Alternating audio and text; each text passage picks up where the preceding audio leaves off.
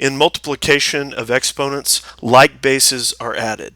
For example, here we have a to the second times a to the fifth.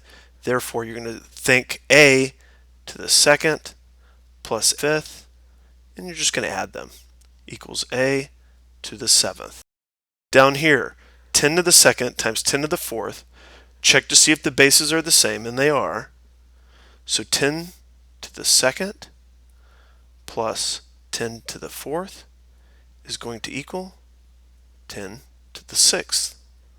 Here we have 10 times 10. Well, we have to assume that the exponent is 1 here. So the bases are similar. They're exactly the same. You have 10 to the first plus the first.